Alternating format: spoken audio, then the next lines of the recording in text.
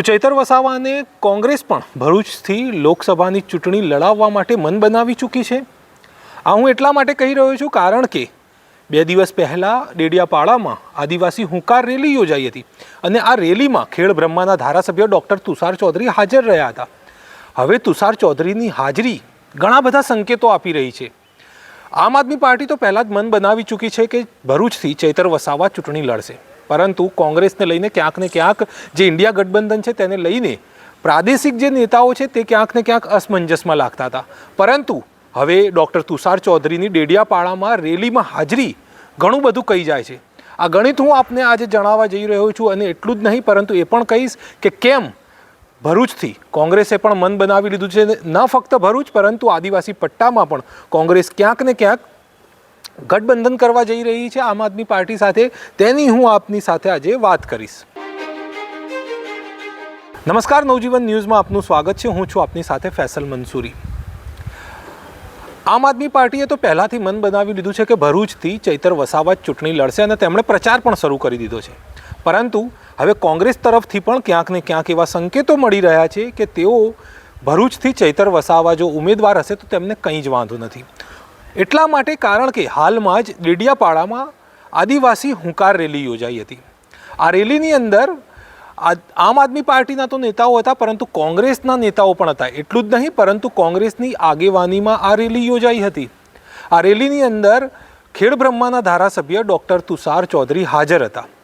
હવે ખેડબ્રહ્માના જે ધારાસભ્ય છે તેમનું જો તમે પ્રોફાઇલ જુઓ કે તે કેટલા મોટા નેતા છે આદિવાસીઓના, તે પણ આપણે પહેલાં જોવું પડશે। હું આપને જણાવવા જઈ રહ્યો છું, આ જે રેલી યોજાઈ હતી ડેડિયાપાડામાં, જે 2 દિવસ પહેલાં યોજાઈ હતી, જેમાં ચૈતર વસાવાના પત્ની વર્ષાબેન વસાવા પણ હાજર હતા।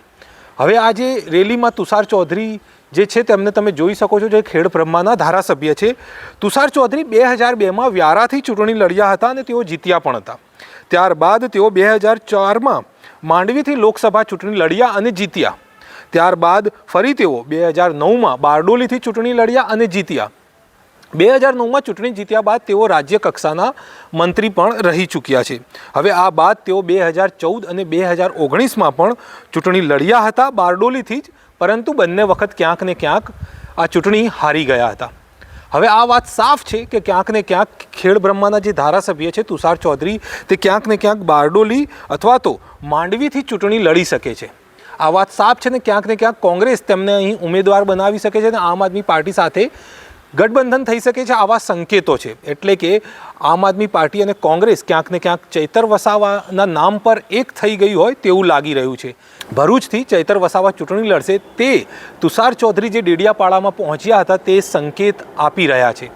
એટલા માટે સંકેતો છે કારણ કે કોંગ્રેસ ક્યાંક ને ક્યાંક અત્યાર સુધી હા નાના મૂડમાં હતી, પરંતુ હવે સાફ સંકેત છે કે જે કોંગ્રેસની આગેવાનીમાં આદિવાસી હુંકાર રેલી યોજાઈ તેમાં વર્ષાબેન વસાવા પણ હતા, ચૈતર વસાવાના પત્ની ઉપરાંત આમ આદમી પાર્ટીના તમામ નેતાઓ હાજર હતા। આ વાત એ સ્પષ્ટ છે કે ભરૂચથી હવે ચૈતર વસાવાને લઈને કોંગ્રેસ પણ હવે ક્યાંક ને ક્યાંક સ્પષ્ટ દેખાઈ રહી છે। એટલે હવે જોવાનું રહ્યું કે ચૈતર વસાવાનો ટક્કર કોની સામે થાય છે અને કોણ જીતે છે તે આગામી સમયમાં ખ્યાલ આવશે। અમે આ સમાચારને સતત અપડેટ કરતા રહીએ છીએ, એટલે અમારી સાથે જોડાઈને અપડેટ મેળવતા રહો। ફરી મળીશું એક નવા વિડીયોની સાથે। અને તમે શું માનો છો, લોકસભાની ચૂંટણી ચૈતર વસાવા જો લડે તો કોણ જીતશે અને તેમની પાસે બીજા કોણ કોણ ઉમેદવારો હોઈ શકે છે, તેને લઈને તમે શું માનો છો તે કમેન્ટ બોક્સમાં જરૂરથી બતાવજો, જેથી અમે પણ તમારો મત જાણી શકીએ અને તેને આગળ પણ અમે બતાવી શકીએ। તો કમેન્ટ કરવાનું ભૂલશો નહીં। નવા વિષય સાથે ફરી એક વખત મળીશું, ત્યાં સુધી નમસ્કાર।